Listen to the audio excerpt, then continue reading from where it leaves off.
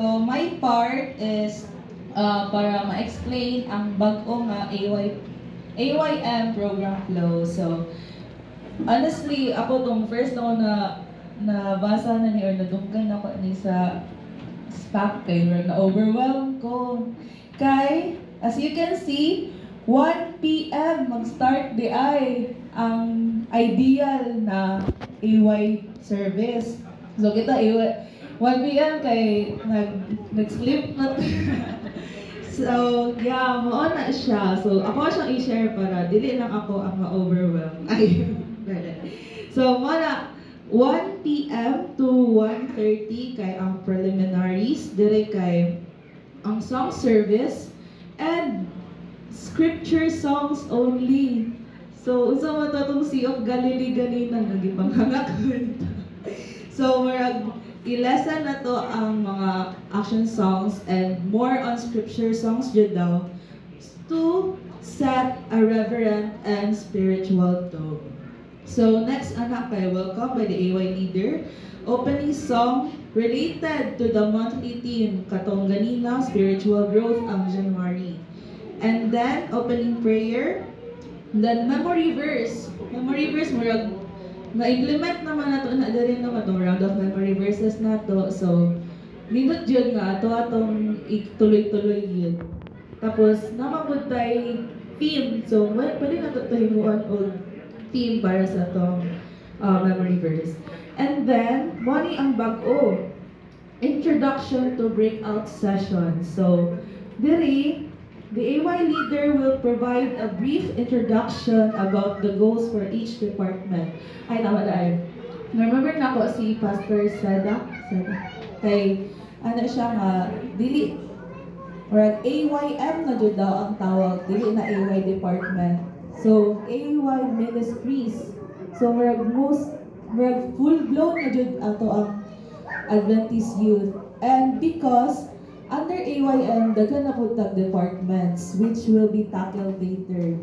Like Pathfinder, Adventurer, and so on. And then, next, 1:30 to 3 p.m. is the breakout session.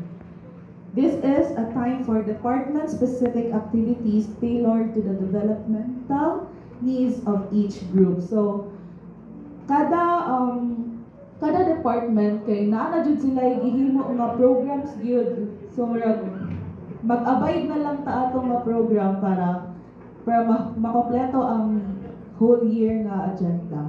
Mag-ana siya. And then 3 p.m. to 3:30 kay dire ang plenary session 1. Dire this session brings everyone back together to share and celebrate what they have learned and achieved. So sa 1:30 dito ang mga activities, tapos pag-abot sa 3 kay mag-present, mag-share sila kung unsa ilang natunan atong activities like children's presentation. Adventurers and Pathfinders will showcase songs, memory verses, mag-recite sila memory verses, and then short presentations that reflect their learnings and accomplishments. And then highlights and sharing.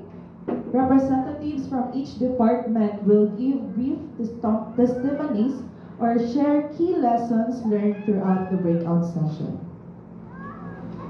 So, diri, 3:30, diri pa tagasugod niya.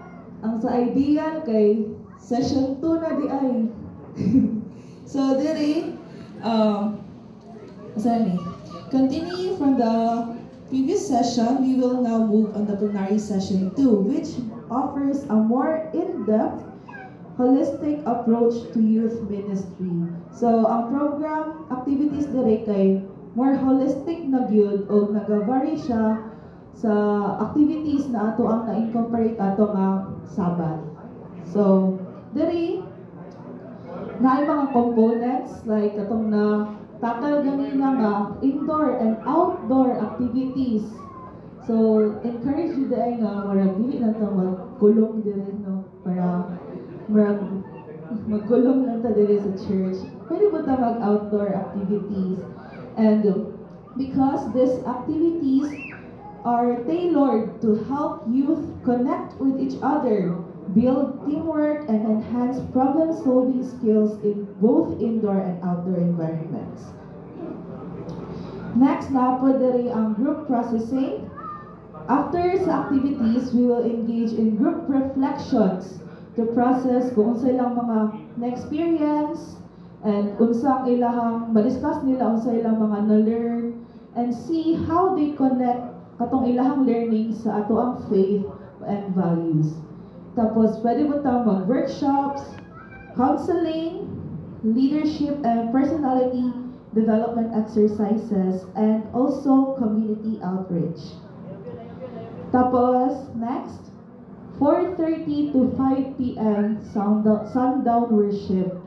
So, early no? 4:30 to 5 p.m. Sundown worship. Pero, pagka 5 p.m. to 6 p.m. kay na ay mga home visitations and care group meetings. So, napod ay care group ang youth. So, unta ma-implement na to.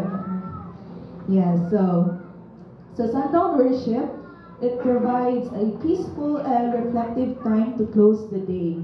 This session will include devotional time and praise and prayer.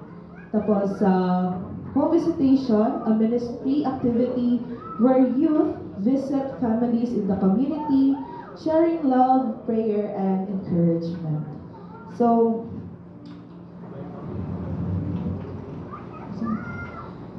naay mga how to achieve pero wag ano naman na-discuss naman to ni Ate Ezra ang mga key actions to para ma-achieve na to ang mga objectives aning 1-year program module. So